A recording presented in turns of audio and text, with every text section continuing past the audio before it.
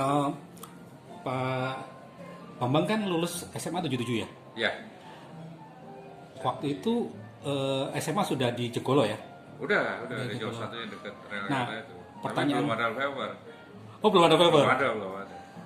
Nah, pertanyaan saya gini Pak, 77 Bapak punya visi kuliah di IPB, terus jadi peneliti, itu gimana ceritanya?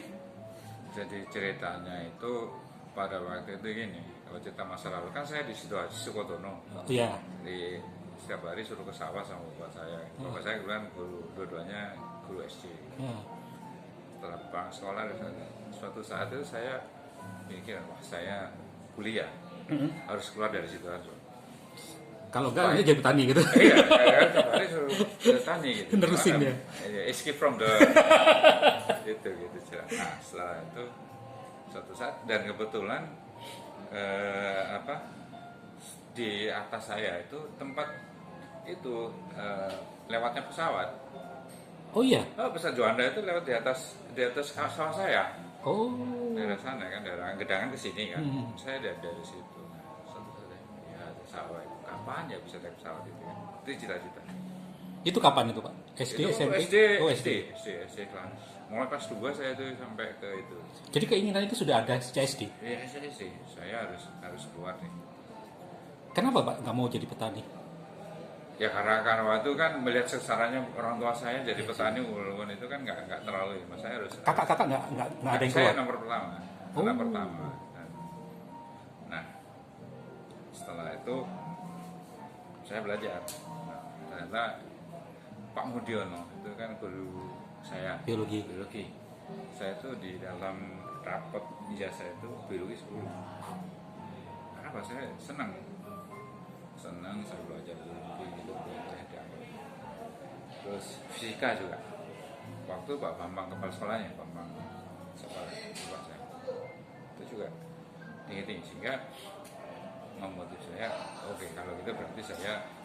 Nah, pada waktu lulus saya itu nomor 2, lulus terbaik kedua SMA. sama, sehingga saya dapatnya keluar di PB tanpa tes. Oh, jalur rapot.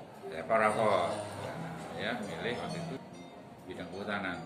Pada waktu itu gimana caranya sih masih banyak masalahan masuk bidang yang belum banyak diminati dan waktu itu jayanya kan coba itu. Nah, kehutanan lulus. Saya susah, nganggur 1 tahun saya mas. Ada lowongan di LIPI, jadi peneliti. Itu ceritanya. Oh, jadi istilahnya ini ya, apa istilahnya karena ada pilihan di LIPI akhirnya ke situ ya. Ya, jadi masuk LIPI. Nah, kalau peneliti itu gimana sih Pak jenjang karirnya? Peneliti intinya gini. Peneliti kan harus mencari jenjang karirnya, kita harus mempunyai kredit, angka kredit. Angka kredit itu dibuat dari jurnal atau makalah lah, paper itu baik nasional atau nasional. Nah itu harus ada jenjangnya. Ada pertama, madya, utama. Nah itu kalau utama itu pada waktu itu poinnya, kredit poinnya itu untuk dari paper dan sertifikat presentasi segala macam itu sampai 1050 itu baru di utama. 1050 itu berapa paper? Satu paper kalau single itu 25. Waduh, 40 paper. 40 paper. Tapi nggak mungkin kayak single kan. Nah, itu ada kalau penulis utama itu 60%, dari 25, jadi cuma 15. Jadi itu aja. Saya nggak pernah single nulis utama, kita nggak, saya 15 sampai 1050. Itu Bapak bisa selesai dalam berapa tahun itu? Nah, ceritanya itu harus sekolah. Saya jadi setelah masuk LIPI, setelah 3 bulan itu saya dikirim ke Jepang untuk training 3 bulan. Ya. Nah, di sanalah saya melihat bagaimana seorang peneliti itu yang benar-benar pekerjaannya apa. Untuk di Kyoto University itu, dari Kyoto. Nah, setelah training 3 bulan, saya berpikir di sana, kalau saya jadi peneliti terus, pendidikan S1 nggak cukup. Penelitian Terus, S1 nggak cukup. Maksudnya kalau apa? jadi peneliti Oh. itu hanya S1 nggak cukup, harus S2 dan S3. Karena disaling. Oh, baru kebuka di situ kebuka ya. di sana. Nah, itu saya peneliti itu harus segini ya. KP. Akhirnya sebelum pulang saya ngomong, waktu di sana 2 bulan itu ngomong ke profesor saya pengen sekolah di sini. Oh ya, bisa. Oh, sebentar. Tadi dikirim ke Jepang itu bukan sekolah ya? Enggak, training. Oh, 3 bulan, training. cuma 3 bulan. Penjajakan aja gitu. Iya, iya, iya. Itu tahun 84. 4 ya. 84 ya. 84. Kemudian setelah 3 bulan nggak salah, saya selama 1 bulan pertama saya ngomong ke Prof, saya pengen kuliah di sini untuk menjaga studi. Prof di Jepangnya. Jepangnya. Ah. Oh ya silakan, nggak apa-apa. Nah disitulah ternyata selama 2 bulan sisa itu ada tes secara tidak langsung. Oh, oleh jadi profesor iya, saya, iya, saya iya. dites. Nah, ini benar nggak? Pertama adalah saya diajak naik gunung, Gitu tadi tesnya ya. naik gunung. Saya naik gunung karena saya dari orang kehutanan. Minggu Sabtu ini kita naik gunung. Ini kamu tak kasih peta kontur. Ini kita mau naik dari mana? Dites itu ternyata. Saya nggak tahu. Saya tes saja. Jadi ada peta 2 dimensi, jadi 3 dimensi. Gitu. Oh, kalau baiknya kita naik dari sini jalur ini.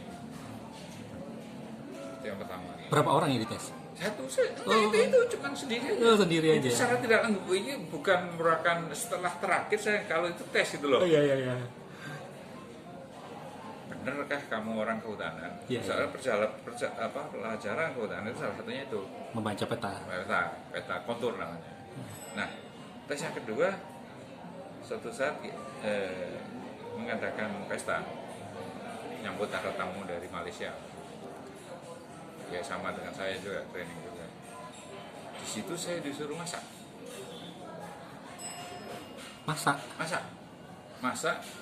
Indonesia dengan bahan baku yang ada di Jepang.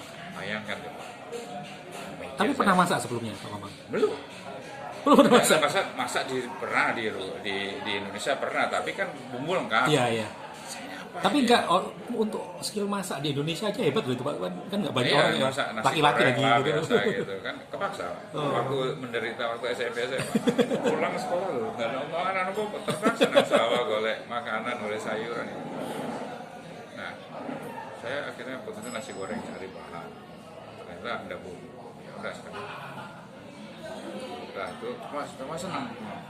Masakan saya nasi goreng. Dan beberapa tahun sekarang nasi goreng memang favorit ya. Favorit. Nah, setelah itu saya pulang. Waktunya pulang, saya pamit. Prof, saya mau pamit. Oh ya, ini surat rekomendasi nanti kasihkan bos kamu. Kamu bawa. Jadi udah lulus, bisa diterima? Ya bisa. Kamu nggak kerasa kan saya tes? Kenapa? Ya, waktu kita naik gunung, tak kasih peta kontur itu menunjukkan kamu itu orang kehutanan atau benar. Saya kalau kayak fakultas kehutanan. Saya benar kamu. Yang kedua, saat tes kamu jadi peneliti. Saya siapa? Saya suruh masak Indonesia itu. Itu menunjukkan bahwa sebenarnya penelitian sama dengan masak. Kalau salah urutan nggak enak. Kalau masak, penelitian juga begitu. Salah urutan, kamu gagal penelitian. Gitu ya pola pikirnya. Itu. Jadi dari situlah saya balik ke sini. Saya ngomong, saya kasih profesor. Ya, jadi kan itu beasiswa. Saya suruh ke kedutaan Jepang. Tadi tes. Terus ada waktu itu biasanya Pak Habibie pertama kali OFP itu. Saya suruh tes itu juga, 2 tes. Alhamdulillah dua-duanya diterima. Saya harus tes bangga. Nah, sini ke ruangan saya. Ya Pak. Kamu dua-duanya diterima, kamu ini yang mana? Yang cepat aja Pak. Yang cepat pengumuman siapa? Yang cepat ada dari Habibie itu. Berangkatlah saya ke Jepang tahun 85. Sorry tadi beasiswa Habibie satunya lagi apa Pak? Mombuso. Oh, Bobuso dari sana. Dari kedutaan. 85 ya. Ya. Itu S2 ya. S2 masuk S2 82. Dan di sana itu untuk S2 itu untuk orang asing itu setahun harus training dulu sebagai Kenshu ya training. Kayak matrikulasi gitu ya. Bukan. yang menyelesaikan adaptasi 1,5 tahun belajar bahasa dulu, Oh. kemudian 1 tahunnya masuk ke lab, belajar ikutin orang di sana masuk. Ya, ya, ya. Dua ada 2 tahun, tahun 85 masuk 86, 87 lulus. Mm-mm. Ya kan 87 lulus, sebenarnya langsung saya masuk ke S3 Oh langsung. langsung. Dan Itu bidang apa S2-nya Pak? Wood Science dan Teknologi, kayu. Food Science. Wood Science. Kalau Karena S- saya bilang ke ekonomi saya kan akuntansi. kalau S3-nya Sama, harus sama itu. Misalnya harus sama, Harus inline, ya? linear, harus linear. bentar Pak.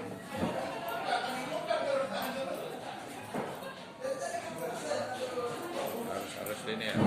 Enggak, tutup aja. Nah, harus linear. Makanya saya harus itu. Akhirnya masuk. Setelah setelah hampir lulus, setelah lulus saya ditawari kerja di sana. Perusahaan Jepang yang produksi kayu bahan bakunya dari Indonesia. Oh gitu. Kemudian kata profesor saya, itu perusahaannya ngomong ke profesor ya kan, direkturnya itu, profesor saya ini bisa kerja apa? Nggak boleh, kamu harus pulang.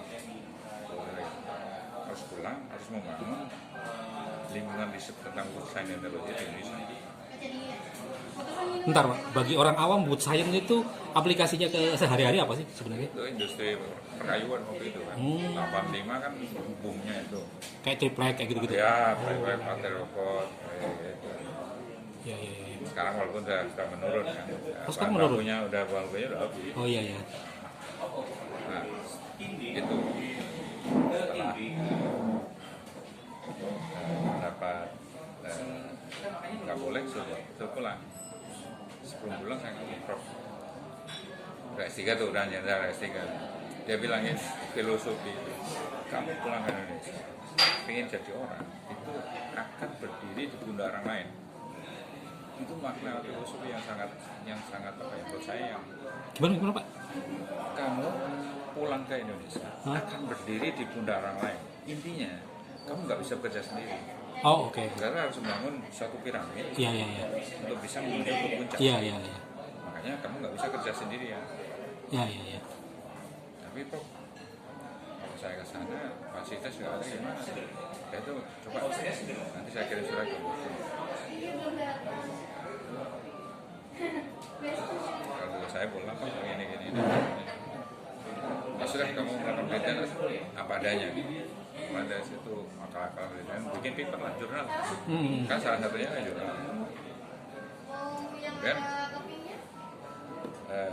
bos saya sama itu berkomunikasi lagi bikinlah kerjasama penelitian antara laboratorium di saya di LIPI dengan PPI dengan biaya dari pemerintah Jepang.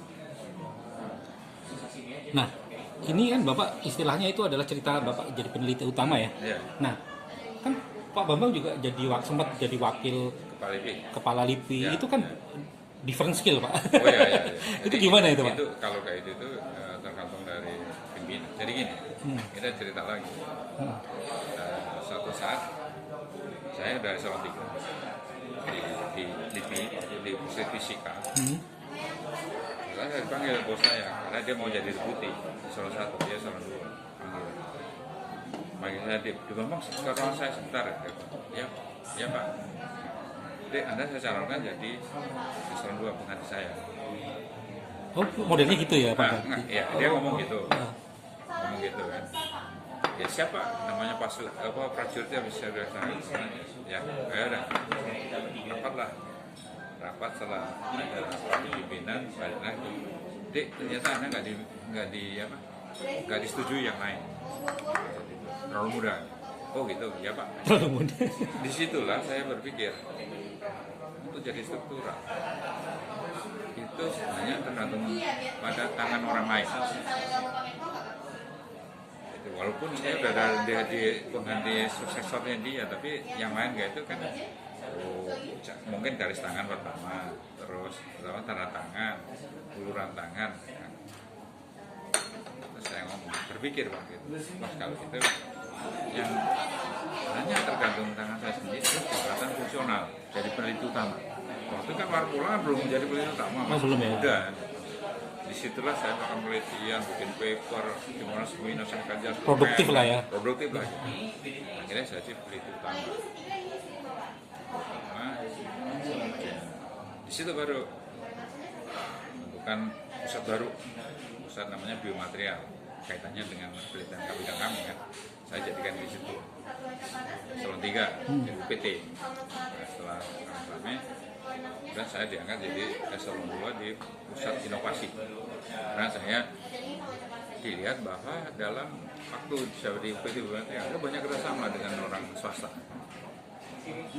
Itu yang dilihat oleh pimpinan. Jadi dilihatlah jadi pimpinan itu tuh apa orang milih orang itu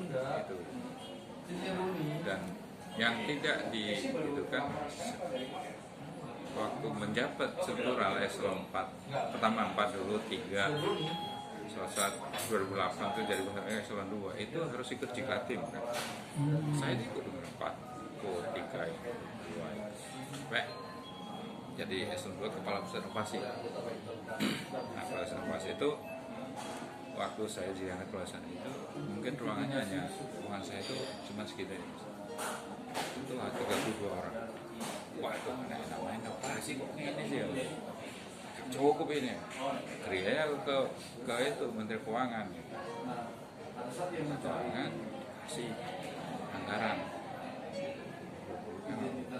saya dari 400 meter persegi jadi 4.500 meter persegi itu di Cipinang. Oh itu ya BRIN sekarang ada di situ. Nah, katanya malah paling banyak di sana Pak ya? Sekarang ya. Nah, di sana itu sama dia dilihat nih. Kamu cocok jadi eselon 1 di atasnya Kusino. Dia tuh deputi jasa ilmiah. Di situlah saya dipilih setelah ada penelitian saya dipilih jadi di situlah saya sepak terjang saya apa? Saya punya moto waktu itu. LIPI harus terkenal di mana-mana. Waktu itu LIPI nggak dikenal. Tahun 2016, 14. Saya keliling Kemana? ke Pemda. Oh. Kan waktu itu ada programnya LIPI ITEKDA, ilmu teknologi untuk daerah. Tapi mereka disana dengan perguruan tinggi. Padahal yang butuh itu pemerintah daerah. Akhirnya apa? Setiap pakar kantor saya itu harus di Wali, Manado, yang ada LIPI-nya di sana. Oh, LIPI itu ada di situ ya? Ada di Kebun Raya Bedugul itu LIPI. Kebun Raya terus Manado ada, pokoknya semua kebun raya Purwodadi. Di Malang itu, Lawang itu dikelola. Oh, yang ada kebun rayanya. Kebun raya, ada kebun raya sama di bawah. Nah, setelah itu udah saya sempat dipanggil sama kepala LIPI. Nah, kamu tuh baru ngabisin duit aja. Ngapain kamu kemarin? Pak, saya ke sana itu apa? Saya presentasi Pak. Produk LIPI itu apa? Apa yang bisa dikerjakan dengan pemerintahan daerah? Selama ini kan nggak dikenal. Senang dia. Soalnya waktu raker bukan raker saya undang dia kepalanya. Oh iya. Pada waktu itu bertemu bupati, kepala Bapeda, ya itu. Akhirnya banyak. Sebenarnya kan LIPI itu kan yang menghasilkan apa ya hasil riset ya. Hasil riset itu diaplikasikan ke swasta dan Pemda berarti ya. Iya, jadi ada dua untuk yang applied research, hasil risetnya aplikasi terapan itu ada dua. Dua itu kita sama dengan apa industri itu nanti industri kalau pakai setel kita ada royalti. Tapi kalau untuk masyarakat, udah kita berikan nama masyarakat. Ada contohnya nggak? Ada. Nah, yang kira-kira fenomenal lah atau apa? Fenomenal gini, ada cerita aplikasi yang tanpa Pemda. Itu ke Pulau Samosir. Oh ya, Toba. Toba. Ke Kabupaten Samosir dan di sana itu ada keluhan di sana ada pembenihan ikan. Pembenihan apa? Pembenihan. Oh, pembenihan ikan. Ikan arsik. Itu yang untuk makan. Iya, saya pernah makan itu. Arsik itu dia ada tempat pembenihan tapi produknya setahun cuma 10.000. Oh, kurang produktif. Itu kurang produktif. Sehingga penambah itu beli dari Simalungun itu 6-8 jam. nyampe di tempat itu coba mati 50%. Tapi Simalungun berarti lebih produktif ya? Iya, mereka udah punya kayak gitu. Sekarang kadang kirim ke tim ke sana. Tempat hunian itu ternyata perbedaan suhu antara siang dan malam itu terlalu jauh Di Samosir? di Samosir itu. Oh, Sehingga kan tinggi dan Iya, tinggi iya, iya. ini, sehingga temperatur ini nggak stabil, Iya. antara saja banyak mati. Akhirnya apa? Kita buat dom. Jadi untuk Mempertahankan suhu ya? suhu, stabilkan suhu. Nah, setelah tidak dom, setelah 1 tahun itu dari 10.000 sampai bisa 1,2 juta. Nah, setelah jadi bibit, pertama kan sama dengan lingkungannya nih. Yang mati cuma 1%. Senang jalan itu. Di Samosirnya ya Pak ya? Sama sih, Kabupaten Samosir. Iya, iya. Sama. Nah, dari situ ikan persik akhirnya kita apa? Punya teknologi pengalengan ikan persik. Itu di sana bisa. Jadi orang Samosir kalau merantau, kalau ingin bikin persik ikan kan ada. Itu gitu. usaha seperti itu yang kita waktu saya rintis gitu kan kayak gini harus. Jadi mungkin dengan kata singkat Pak Bambang tuh banyak apa ya istilahnya inovasi-inovasi yang Dari yang Iya. seruli ini saya petani yang si tembakan kemana nih yang cocok dengan potensi daerahnya gitu. Iya, Ada iya, satu iya. lagi di Bangka, di Belitung. Belitung Belitung kan mereka kan itu ikan juga air, Pak? enggak Air. air minum. Oh, oke. Saya kan banyak orang yang jualan air Iya, iya. itu, yang jualan air isi ulang itu pH-nya berapa? 4, 5. Asam banget ya. Makanya, ini gimana? Ini orang mereka udah registrasi udah biasa minum gitu, tapi wisata yang ke sana kan pasti sakit perut atau giginya rusak. Maka punya teknologi kita terapkan bahwa bagaimana meningkatkan pH itu. Kenapa Pak di sana pH-nya kecil? Karena ada tambang timah Oh. gitu kan, tambang gitu. Berarti daerah Belitung Timur. Daerah Iya, iya, itu. iya. Nah, itu akhirnya saya pertama presentasi itu harus standar air baku minum itu harus pH 7 gitu. Ketawain, dimarahin sama produsen. Akhirnya ya sudah jalan ke sana PDAM di sana. Hanya kita contoh. Akhirnya di sana akan jadikan museum air minum, Pak. Ada di sana. Jadi air minum dibangun bersama dengan Pemda, itu teknologinya kan di mana silakan. Di Tanjung Pandan atau di mana Pak? Dia nggak di Belitungnya, Pak. Di Bangka kan yang utama, Iya. yang kecilnya di. Iya, Belitung kan ibu kotanya Tanjung Pandan. Iya itu. Iya. Loh, sebenarnya Sama dengan PDAM di sana. iya. Kalau ini Pak Bambang, sebenarnya kalau untuk generasi sekarang jadi peneliti itu di Indonesia oke nggak sih? Sebenarnya oke, sebenarnya cuman sekarang dengan adanya BRIN satu mungkin agak ketat ya, dan kan BRIN ini penyatuan penelitian dari kementerian 8 batang penelitian yang satu. Ini masih ada keresahan teman-teman peneliti terutama yang dari kementerian. Birokrasinya lebih panjang Bukan, kali ya? lebih ketat. Kalau dulu kan kementerian kan kamu lo kan penelitian ini biayanya kan gitu. Produk dari atas, ya melaksanakan aja. Kalau sekarang sistemnya kita rubah Dari bawah. dengan sistem kompetitif. Oh, Setiap tema dikompetitifkan. iya. Itu yang sebenarnya yang buat gerah teman-teman gitu. Yang lingkungan yang tadi nyaman menjadi gini. Kalau penelitian lebih udah biasa dari dulu. Kami di kompetitif. Oh, kalau yang nggak biasa itu yang Nggak nggak nyaman biasa. ya. Ini yang Iya. saat ini ya. Nah, sekarang yang di Gatot Subroto yang Jakarta Nah. itu jadi apa itu Pak? Ya, jadi pusat riset aja. Jadi karena kampungnya di Tamrin, itu pusat riset humaniora dan sosial dan co-working space. Kan apa? Co-working space semua itu nggak ada penelitinya. Ini semua co-working space. Co-working space. Jadi semua nggak punya peneliti, nggak punya ruangan. Saya nggak punya ruangan. Pokoknya saya ajak makan di sini. Nggak punya ruangan. Lu apa bukannya udah pensiun atau Belum. gimana? Oh, belum Saya ya? sampai 70 kan utama. Oh, peneliti itu sampai 70 ya? 70 itu Oh, itu utama. kelebihannya ya? Nah. Oh. Iya ya, itu enak itu kelebihan itu, Pak. Sampai sama dengan dosen. Iya iya iya. Kalau pegawai PNS kan 56, 58, 58 ya. Nah, terus kalau jabatan struktural 60. Jadi semua jabatan struktural yang jabatan non politik itu 60. Jadi saya berhenti 2018 karena saya tanggalnya 58 kan. Jadi pas 60 udah bisa. Jadi pindah struktural ke Fungsional. balik lagi. Iya iya iya. Nah, pertanyaan mendasar lagi, Pak. Kenapa milih kehutanan? Nah, pada waktu itu melihat kapasitas saya, nilai saya. Kan nomor 2. Nomor 2 kan di sekolah. Enggak di SMA. Oh, iya. Enggak, itu masuk saya matrikulasi dulu. Oh ya. Jadi di IPB itu karena beragamnya standar. Iya, kayak SMA kelas 4 ya. SMA kelas 4 dalam waktu setengah tahun. Di situ Mas, yang gugur 60%. Seluruh Indonesia yang tanpa tes itu.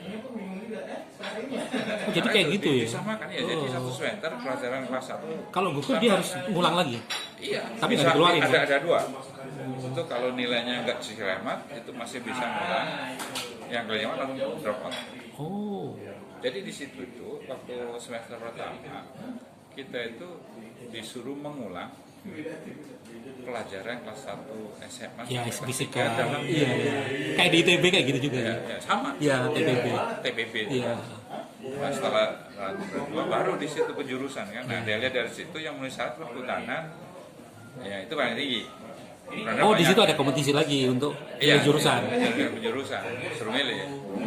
Dan waktu itu memang kehutanan 8, 7, 8 itu masih gitu. Iya, masih bagus ya. Masih bagus. Iya, iya, iya. Jadi milihnya ke sana, tapi ujungnya jadi meneliti yang tadi itu. Dikirim nganggur satu apa aja lah. Tapi malah PW ya, malah enak gitu. Iya, Pak. malah Senang ya, Pak ya. malah alhamdulillah. Jadi waktu masuk LIP itu 4 orang, sisa 2 orang. 2 orang nggak tahan karena honornya kecil ya. Terus akhirnya keluar dia masuk ke tanah. 2 orang. 2 orang ini dua-duanya yang masuk dari kehutanan itu dua-duanya profesor. Tapi punya satu ini yang teman kita yang dari Mojokerto itu nggak punya apa ya, leadership nggak ada. Nah, Pak Bambang kan kok berani ya merantau ke Bogor gitu kan?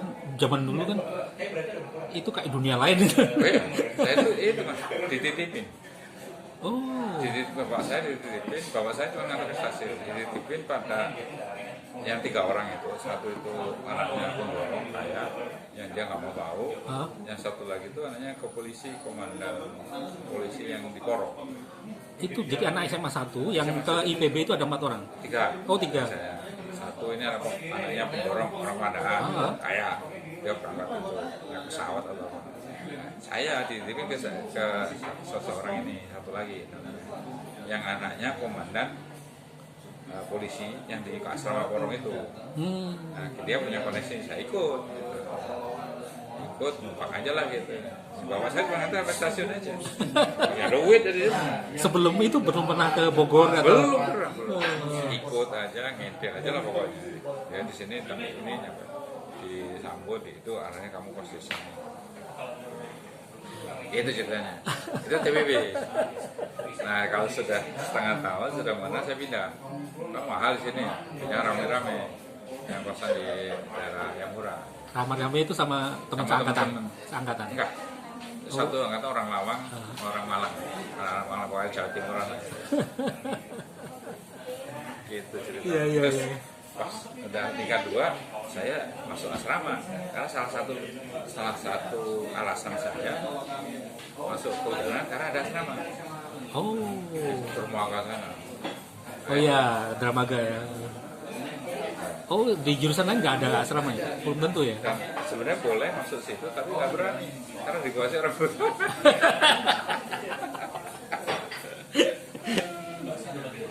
Dablek juga di kehutanan. Terus apa Pak? Kan Bapak udah istilahnya udah mengalami banyak hal ya. Kira-kira apa yang membuat apa ya? Kira-kira pesan untuk anak generasi muda lah Pak. Itu kerasnya ya. Itu ya waktu kan naik sepeda dari Silotono ke SMA Jenggolo SMA 1. Yang Bapak saya ingat sih chat di grup yang sama Pak Nasikin ya. Ya, Sama-sama naik sepeda. iya. Jadi ketemu di Cemeng. Dia dari Wongayu, saya dari Silotono, ketemu di itu pulang. Tapi Pak Nasikin tuh Adik sebenarnya kelas.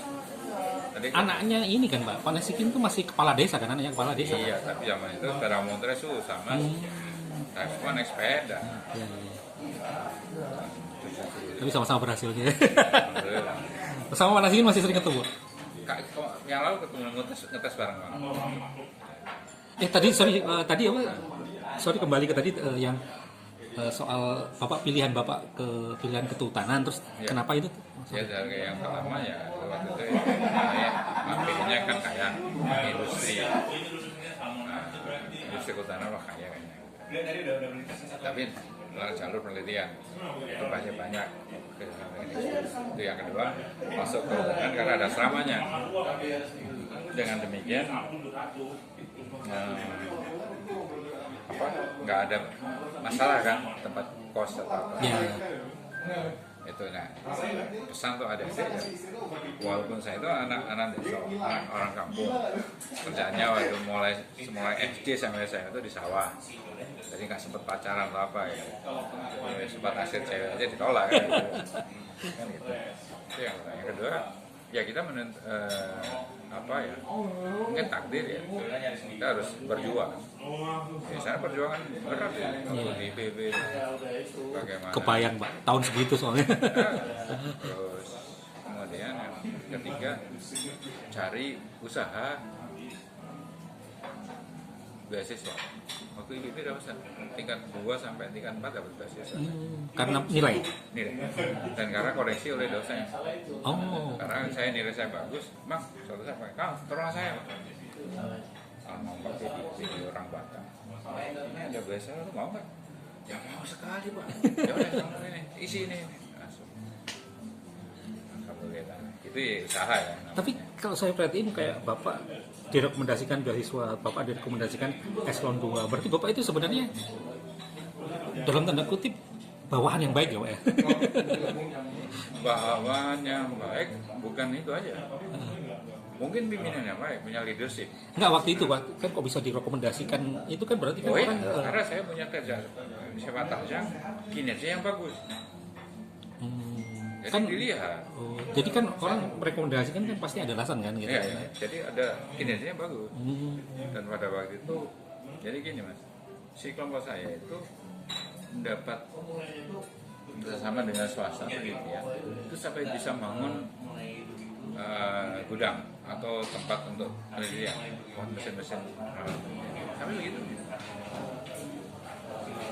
Orang usaha. Nah, sekarang juga itu. Jadi ada cerita lagi nih. Kalau bagaimana saya sepak terjang saya selalu melihat peluang. Kayak contoh gini, waktu saya diangkat pertama kali jadi wakil kepala LIPI, saya itu kemana? Ke Bappenas. Apa Pak yang Bapak? Bappenas ini saya datang ke Bappenas sebagai kepala Deputi Pembiayaan. Saya datang. Saya lupa namanya.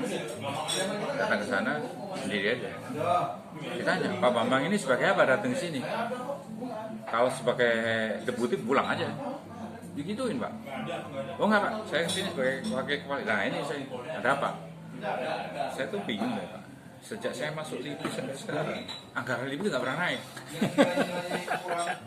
Coba Pak, sekarang 1 triliun undangan anggaran, tapi 60%-nya itu untuk gaji dan untuk running cost, fixed cost. Dan itu cuma 400 miliar Pak. Itu nggak dapat apa ya? Itu Pak, baru tahu saya gitu. Iya Pak. Kadang-kadang masalah komunikasi juga kurang ya Pak. Jadi orang nggak mau paling gengsi Pak, kayak begitu. Maksudnya grocery lah, apa? Ya udah tolong buat suatu tulisan 1-2 lembar Proposal ya. summary aja yang kira-kira di institusi lain nggak bisa mengerjakan, hanya bisa dan punya efek yang sangat signifikan dengan ekonomi. Betul apa itu saya ada rencana untuk membuat satu lab mana lab itu adalah untuk menguji hasil pertanian kayak aflatoksin segala macam, pakai bahan apapun yang selama ini saya tahu bahwa eksportir hasil pertanian, makanan itu banyak di-ban, ditolak oleh negara penerima karena tidak ada pengujian itu. Kalau itu harus dilakukan di Singapura. Ya iya, itu sering saya dengar gitu. Nah terus gimana tuh Pak? Itu kan?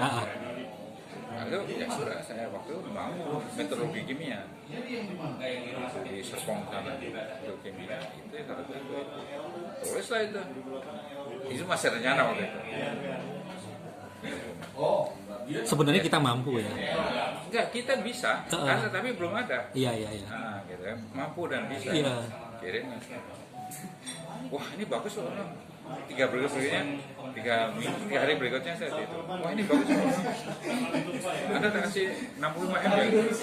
Pak, tanggung Pak, kurang. Sampai dikasih kasih hati rokok-rokok. Ya percuma Bapak nanti kalau nggak jadi kayak gitu. Ya udah 2 tahun. Saya minta 125 ya udah 65 gitu ya. Ya, 130 65. Ya 2 tahun ya. Dan disitulah pertama kali tahu ada pembiayaan lain yang SBSN Syariah Bank SBSN. Oh, Sukuk lah, dari sukuk lah. Iya. Surat utang itu ya. Ya, surat utang. Syariah negara itu. Surat utang SBSN. Nah, suku dari pokoknya dari hasil sukuk. Itu yang di luar BPN. Baru itu kan, baru tahu kalau di LIP itu ada seperti itu. Langsung saya gerakkan, saya sama kalau berhubungan, kamu bikin gini. Nah, setelah itu saya pergi lagi Nas, saya ke Kementerian Keuangan, kepala Dirjen Pembiayaan. Ada apa Pak, kalau ada pemotongan itu biaya perizinan LIP itu jangan dipotong Pak. Kenapa biaya perizinan itu kan seperti di kementerian lain melakukan koordinasi rapat itu enggak, itu embedded sama perhentian kayak teman-teman sosial kan Iya. Ya kan di sana itu. Jadi itu panggil eselon 2-nya untuk selanjutnya Anda nggak boleh memotong LIP, pemotongan di LIP. Nah, pertanyaan saya gini Pak, Bapak punya kepemimpinan terus inovatif, kreatif itu dari mana? Karena pengalaman. Karena saya waktu itu gini, aku baru masuk kemudian ilmu hutan teknik, kemudian jadi eselon 3 masuk kemudian ilmu hutan hayati, teknologi sama kehayati. Kemudian dari setelah itu eselon 2 saya masuk hutan jasa ilmiah, di mana jasa ilmiah adalah sebagai marketingnya lah, saya sebenarnya LIPI supaya saya berikan seperti itu. Nah, sehingga saya mengetahui kondisi LIPI sebenarnya secara Berarti Bapak kayak generalis gitu ya? Iya, generalis, kita tahu semuanya. Tapi kan itu kalau misalkan Bapak nggak punya kejelian atau apa, nggak jadi juga Pak. Iya. Itu insting aja. Saya harus atau ada kebiasaan waktu kecil. Saya gini, kalau harus jadi pimpinan, itu bagaimana supaya suasana kerja nyaman dan berhasil. Karena apa? Saya di Jepang. Jadi Jepang itu kalau di Jepang ya. Bapak lihat dari Jepang ya. Kalau waktu SMA, SD, SMP nggak kebayang Pak. Nggak, maksudnya pemimpinan inovasi itu nggak kebayang juga. Nggak kebayang itu waktu di Jepang. Terbuka. Penelitian harus seperti ini. Iya. Pola pikirnya ke bawah dari sana ya. Setelah saya jadi pengalaman dari eselon 4, 3, 2, dan 1. Nah, puncaknya dari wakil kepala LIPI itu di situ. Saya bisa. Sebenarnya saya itu dari 6 kedeputian, 3 udah saya jalanin nih. Jadi udah tahu karakternya. Udah tahu jeruannya ya. Jeruannya gitu lah, jadi separuh lebih lah kan gitu. Sehingga setelah itu. Bentar, bedanya deputi sama wakil apa? Nah, beda. Kalau deputi itu ada anak buah di sini. Wakil itu hanya membantu kepala aja. Ya tugasnya waktu itu saya sebagai untuk urus profesor riset.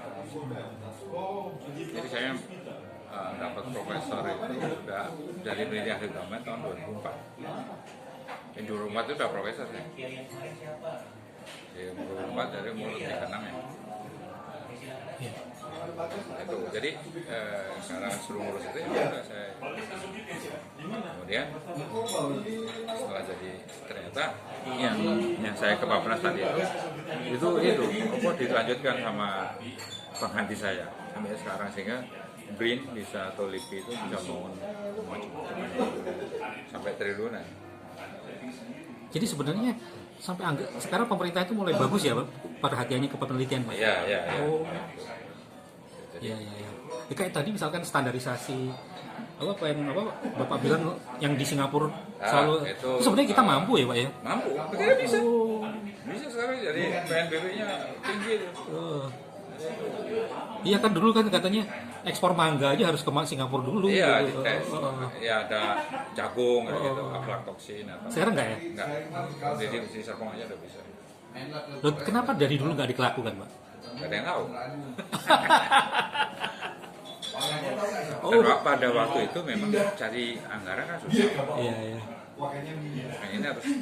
Berarti mungkin Pak Bambang juga punya kekuatan ini ya. Tahu bidang yang di luar itu ya, industri. Oh. Itu pengalaman kapan Pak itu bisa tahu itu? Saya jadi deputi jasa ilmiah salah satu. Oh.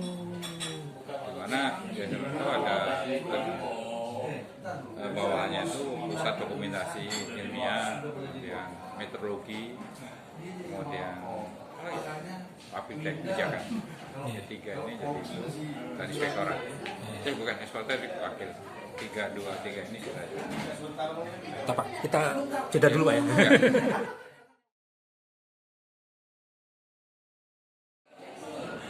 Kalau Bapak kan pernah tinggal di Jepang berapa tahun Pak? 6 tahun ya. Apa yang Bapak bisa dapat dari 6 tahun di Jepang ini? 6 tahun di Jepang itu saya merasa bahwa saya dewasa di Jepang. Jadi karakter saya menjadi masa dewasa, jadi sosialita atau jadi orang dewasa di dalam masyarakat umum. Dan waktu mahasiswa terus kan. Nah itu saya merasa saya matang jadi manusia. Itu karakter saya Jepang. Contoh gini. Apa Pak contohnya Pak? Kalau saya mengadakan rapat, mengadakan meeting ketemu orang, itu 5 menit sebelumnya saya harus datang. Begitu juga kalau ada rapat di ruang rapat, saya 5 menit sebelumnya saya harus ada di ruang rapat, walaupun saya belum minta rapat.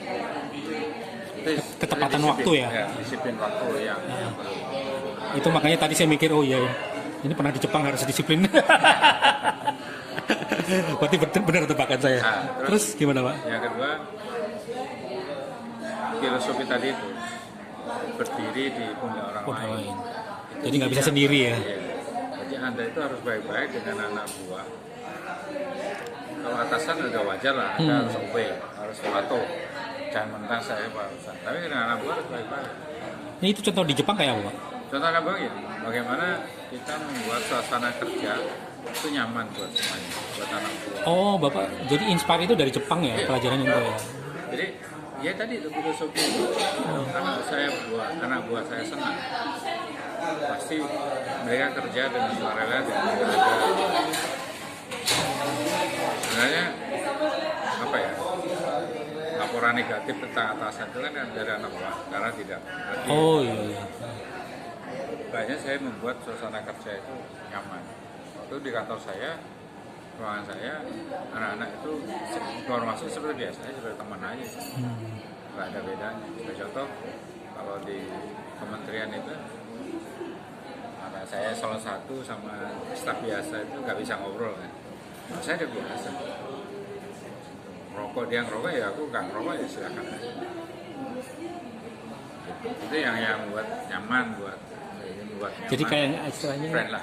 Iya. Kayak keluarga. Jembatan komunikasinya jadi lancar ya. Kalau mereka pun ada masalah tuh cek ke situ juga. Itu yang jadi Bang, saya membuat nyaman kerja, tentunya fasilitas di ruang kantor. Karena apa? Saya punya, waktu kita punya prinsip bahwa kita melek waktu itu lebih banyak di kantor, masa lemek dalam berpikiran itu lebih lama di kantor daripada di rumah. Iya, Ya kan? betul. Kita kan jam 8 sampai jam 4 berapa jam? Masa-masa produktifnya ya. Sama Waktu produktif, kan? Terus pasir pulang kantor Ya. tidur sama istri berapa jam lah tidur. Iya. Ini yang bagaimana memanfaatkan itu supaya efisien dan nyaman. Itu pola pikir ya dari Jepang juga Iya, ya? Oh. saya lihat. Karena apa? Di Jepang itu sampai tidur di lab nggak apa-apa, silakan. Karena semua fasilitasnya ada makan, kopi, gula, teh apapun semua tersedia. Saya juga gitu. Kan waktu dari eselon 1 ruang saya beli ke kafe yang kopi itu. Beli. Oh, make coffee maker itu. Kayak kopi makernya yang langsung pencet langsung. Ya, ya ada beberapa pilihan tuh ya. Jadi supaya ya saya suka kopi, maka kalau kopi silakan, kalau latte ya bikin sendiri. Iya. Nah, itu yang Ya, bisa. kedua jujur. Tadi tepat waktu, yang kedua tadi membuat nyaman suasana kerja, ketiga jujur ya. Kalau sekali Anda tidak jujur, Anda tidak akan dipercaya. Di Jepang itu sangat kuat ya. Makanya banyak orang bunuh diri kan, Oh, karena malu. malu, budaya malu. Iya. Oke. Iya, kalau korupsi juga gitu ya. Jadi itu kira-kira yang menurut saya menjadi dewasa. Apa ya, pola pikir dasar pola pikir saya adalah orang di Jepang. Karena saya merasa dewasa, mature, jadi Nah, Jepang itu kan banyak termasuk terkenal negara yang angka harapan hidupnya tinggi, Mbak. ya.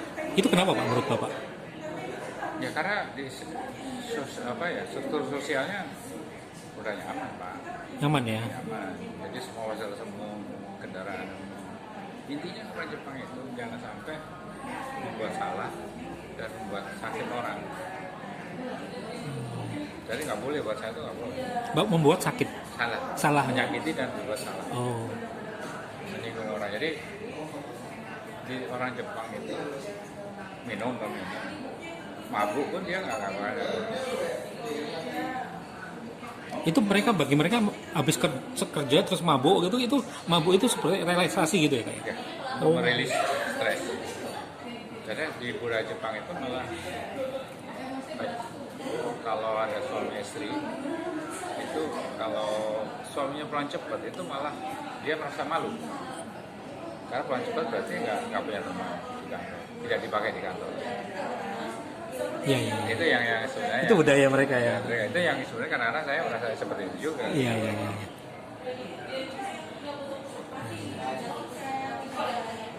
Jepang. Satu lagi yang itu budaya Jepang yang itu adalah in group feeling yang tinggi. Apa? In group feeling. In group feeling. Jadi gini. Oh, jadi nggak individual. Bukan. Gimana? In group feelingnya kuat itu gini. Tidak mudah memasukkan orang menjadi grupnya. Oh. In group feelingnya sangat kuat. Jadi gini. Itu pertama saya masuk klub tenis itu. Pertama itu kita setelah main tenis kan makan bareng, dibayarin saya. Kalau waktu kita masih dibayar ya, itu bukan masuk grupnya. Oh. Kedua, ketiga kita suruh bayar sendiri, urunan. Terakhir urunan, bayar sendiri. Kamu yang makan mau bayar berapa gitu? Bayar dewi-dewi ya. Ya bayar dewi-dewi. Nah, terakhir urunan. Itu kalau udah urunan itu udah ada masuk di dalam Grup kita. Oh gitu caranya.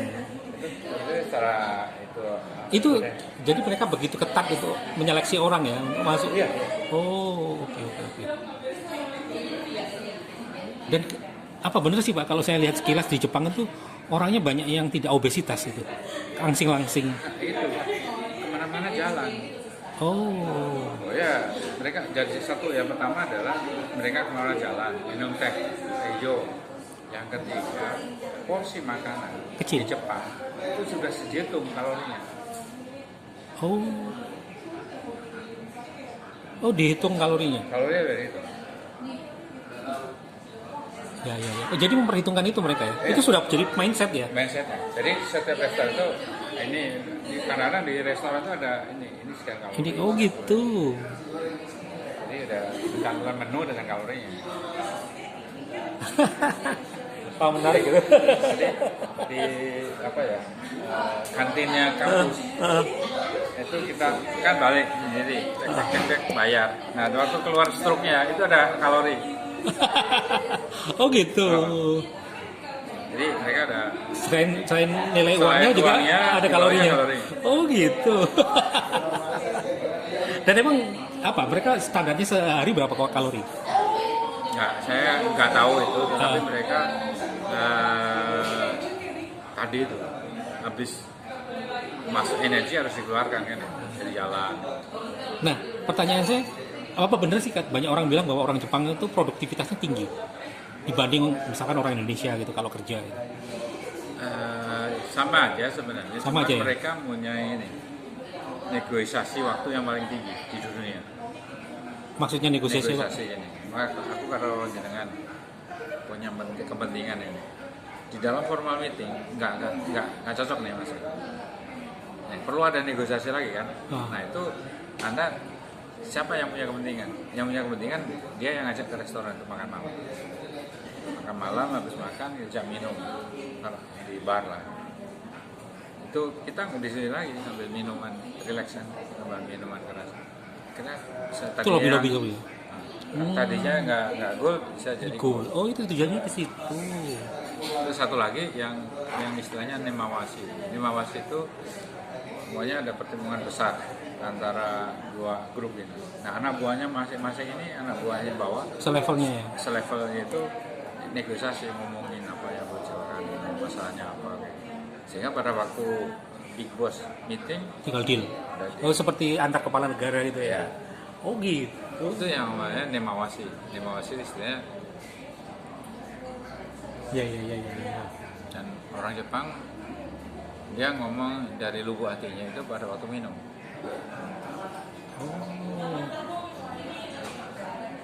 Oh ketahuan isinya aslinya di situ. Asli.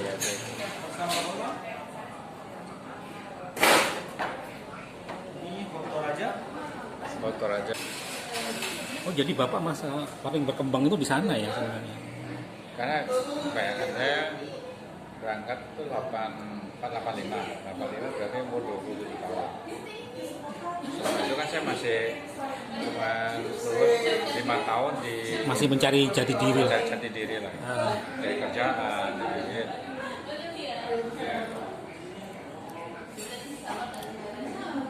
group feeling, menarik ya group feeling.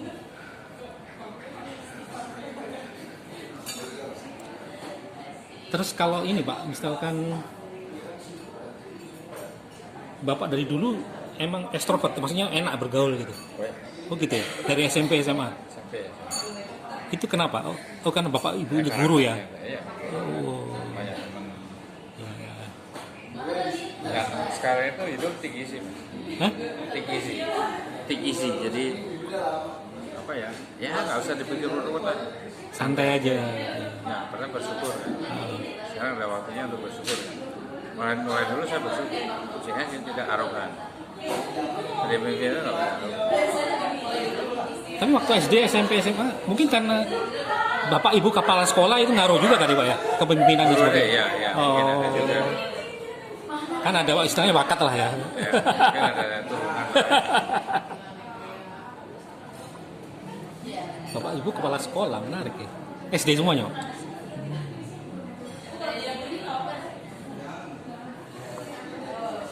Kalau Bapak lihat generasi sekarang sama dulu gimana Pak? Kau ya. Kalau dia di sosmed atau apa itu kan anak ditanya nama gubernurnya atau nama presidennya nggak tahu. Iya. Terus paribasa, saya bingung ke depan itu apa.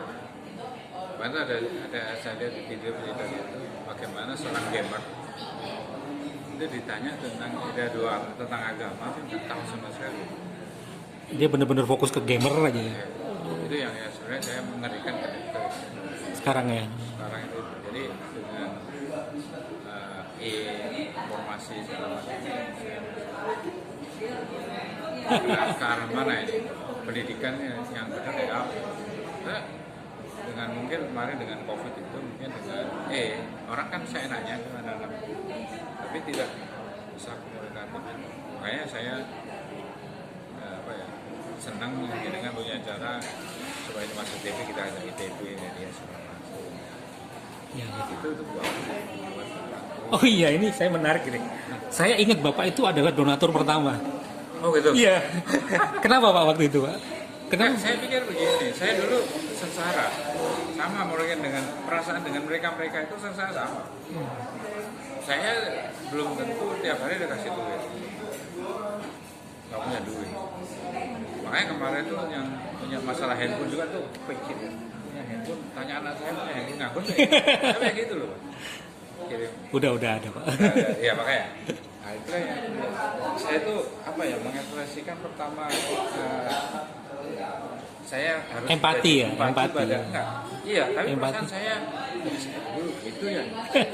Dan mulai sini dan ini harus itu nih kan gitu. Iya. Karena coba bayangkan, saya naik sepeda dari Sipolo sampai ke Jenggolo itu kan 12 kilo.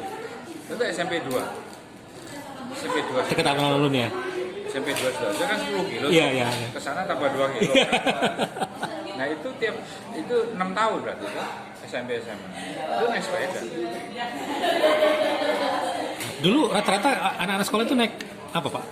Sepeda ya. Angkot gitu nggak ada? Ya angkot hanya yang rute Porong kayak gitu aja. Oh kan. nggak banyak angkot ya waktu itu. Wonoayu itu, tapi kan nggak sampai ke depan sekolah. Ya mungkin yang senang itu orang-orang Juanda kayak Arikos dari situ lah. Oh itu ada bisnya ya? Ada bisnya satu, yang kedua ada angkotnya kan. Dari Surabaya ke Sidoarjo kan sudah ada angkot. Oh, iya. Dan saya ingat juga Bapak kan bantu Anggita kan Anggita waktu itu pengen ke kedokteran, terus dia butuh bimbel, Bapak yang awal langsung bantu itu kan. Dan akhirnya masuk kedokteran Pak. Salam ya Pak. Saya senang kalau lihat orang lain berhasil. Jadi Anggita itu pertama gagal, dia masuk GC UNED, terus tahun kedua dia nyoba ke FK.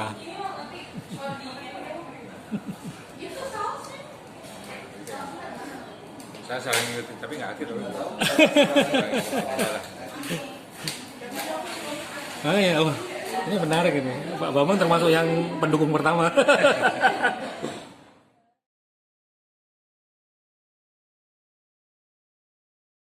Terus mungkin kita cerita waktu zaman Pak Bambang waktu SMA ya.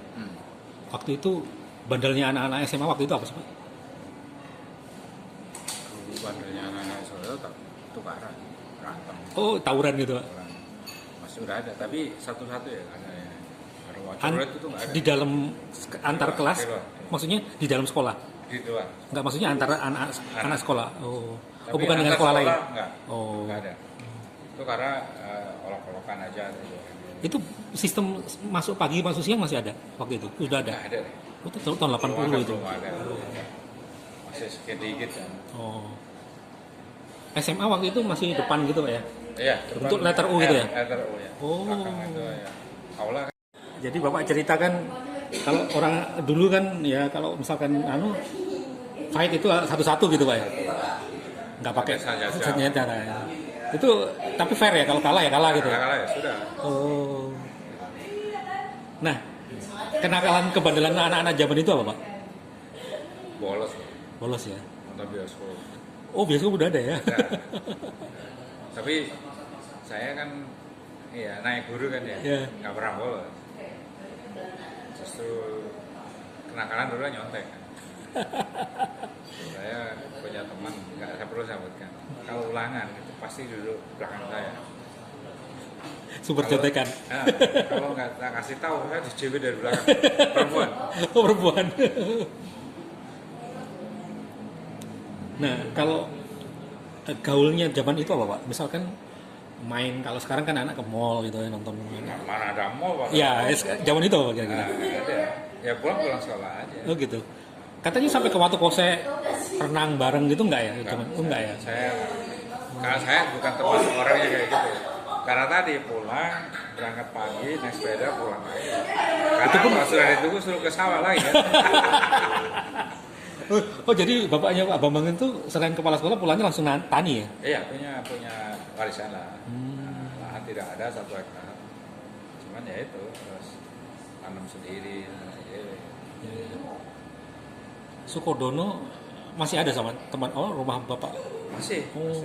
ada, dan dulu ada 3 lokasi sawah itu, sekarang tinggal 1, yang 2 udah jadi Rumah. Apalagi dengan Lapindo itu kan. Oh, apalagi Sukodono sekarang kayak gitu. Ada. Gila. Nah. Oke, itu kalau zaman SMA Pak. Zaman kuliah Pak. Apa cerita yang menarik? Zaman kuliah itu kan yang menarik itu karena saya fakultas kehutanan, Ya. dominan cowok, sering ganggu ke acara-acara fakultas lainnya di main kampus. Yang banyak Kami ceweknya? di dermaga. Heeh. Itu di main kasih Barangas yang itu kita sebagai pengacau. Di barang siang. Jadi ya kita datang minta izin pinjam rektorat, pinjam bis jemputannya itu untuk pegawai itu kita pinjam kita ke sana. Terus ngapain gitu Pak? Ya ganggu aja. Yang banyak ceweknya gitu. Iya. Oh, jadi kehutanan tuh emang ada ceweknya Pak? Sedikit sekali Pak. Ada ya? Tapi ada ya? Oh, ada. Bukan ada, tapi jadi rebutan kan. Dan emang rata-rata nikah sama sesama kehutanan? Banyak. Oh. Atau mungkin waktu itu kehutanan juga favorit kali Pak ya waktu itu? Enggak juga. Enggak juga ya? ya? Nomor 3 lah. Nomor 1 kan agronomi, pertanian. Oh, Nah, nomor 3 ya? kehutanan nomor 2. Kan persyaratannya lumayan tinggi. Iya. Ya itulah. Tapi Bogor enak sih ya daerahnya Pak. Ya, tapi ada guru dosen kita itu dulu kan masnya sering tawuran tuh. Ah, Suatu saat dosen saya itu masuk ke kelas, jadi mahasiswa sepi-sepi gak ada tawuran, gimana sih kamu gitu?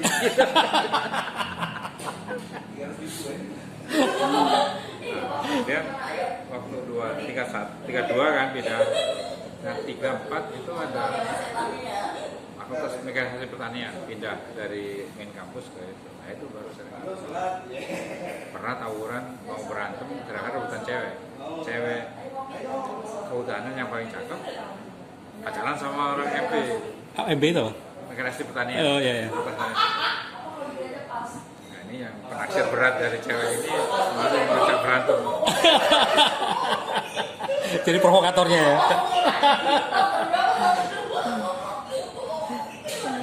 Ya gitu-gitu ya ceritanya. Ya gitu-gitulah. Bukan. Kalau kan saya di asrama itu nggak bisa nyimpen barang pribadi. Jadi barang bersama ya? Saya sampai bersama semua makan bareng kayak gitu. Yang lucu itu ada teman saya. Kalau saya kan ya dari awal kan apa ya serius lah yang belajar. Saya itu paling itu duduk paling depan, nyatet gitu kan, penuh pokoknya catatannya. Ada teman saya orang mana ya, Bondowoso namanya. Jadi dia nggak pernah nyatet. Ya. Jadi kalau mau ulangan ke ruangan kamar saya, jadi buku itu disobeknya jadi 2 gitu. Jadi kan buku kan ada itu ya, ini kan, ini disobek jadi 2. Ditanya, dia nanya, kamu dari awal atau dari belakang? Asem. Oh iya ya, zaman waktu itu fotokopi mungkin juga belum Ada. masih mahal itu. Nggak ada ya? Belum ada. Tahun. Dari itu dibuka, terus udah belajar. Jadi andalannya catatan aja? Buku-buku itu kurang ada juga? Belum ada. Jadi ada satu saat ilmu tanah itu, orangnya udah 10 dosennya. Nah itu pakai pemulung depan. Dia itu orang itu dia tuh nggak ngerekenan. Dia kalau ngajar orang ribut. Kalau saya enggak, dia belajar. Sampai suatu saat dia bilang ini gerundeng lah bahasa Jawa. Ini rasa ini pelajaran paling penting ya dari ilmu tanah. Jadi biar nanti saya keluar ujian dia ngomong gerundeng dewe, ya aku ikutin aja gitu. Jadi tadi ilmu tanah ini ada kontur, kemudian Yang di Jepang tadi ya. terus ini aliran sungai, gimana cara mengukur panjang sungai yang lika-liku gitu kan. Ya. Itu dia. Nah, saya itu paling tinggi nilainya ilmu tanah itu. Yang lain Karena yang lain ngeremehin ya. nggak ngeremehin. Nah, Itu yang orang Batak itu, bukan Pak? Orang bukan, Batak bukan, kasih. bukan. Itu mungkin karena Pak Bambang di depan kali ya. Jadi akhirnya kalau direferensikan. Iya, saya selalu ngasih di depan itu. Berarti kan mungkin perhatian juga kan. Nanti nilai saya juga nggak jelek-jelek amat. Iya. Waktu itu sempat apa di full ini Pak ya, apa di full support sama orang tua ya, nggak sampai kerja keluar. Enggak, ya. saya beasiswa. Oh iya beasiswa ya. Saya beasiswa nggak melapor ke orang tua karena itu ya biasanya untuk beli kepentingan ke beasiswa kirim orang tua kan kurang. Iya. Jadi kalau dapat beasiswa itu belinya apa Pak? Indomie, terus kecap sama sambal lapis itu. Indomie itu barang mewah waktu itu Pak ya. Warnanya apa Pak? Oh. 80-an ya berarti ya. Awal lah. 78, saya 82, 79, 80 lah. Oh, itu baru ya Indomie. Nah, 78, 79, 80 lah, 81. Itu masa-masa dapat beasiswa yang nggak melapor ke orang tua, tapi ya itu kesejahteraan untuk teman-teman Iya. Karena tinggal di asrama. di asrama. Kalau yang ngingetin malah teman saya, duh, ambil beasiswa mu gitu. Ambil beasiswa, terus sebelum pulang belanja dulu.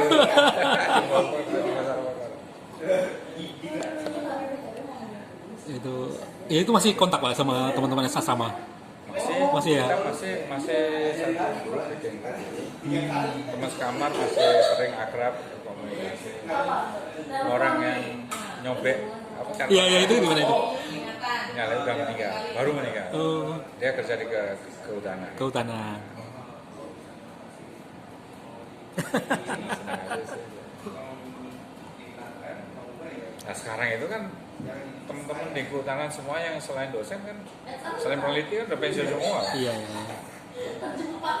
Iya. Ya, jadi kalau Pak Riboni itu ya istri saya sama kita berdua aja. Kebetulan istri saya jadi ketua alumni. Oh iya. Iya. Di SMA Surabaya. Enggak di IPB. Oh. Kehutanan. Oh, istri Bapak juga orang kehutanan. Iya. Oh gitu. Seangkatan. Seangkatan.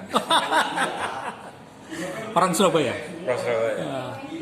Terus pacarannya sejak dulu. Pacarannya jadi SMA, kuliah. Oh. Tapi orang kehutanan masuk PU gitu Pak ya?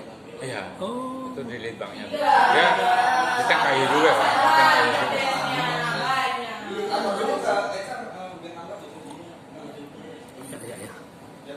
Ya mungkin gitu Pak. Ya. Makasih banyak waktunya. Akhirnya ketemu.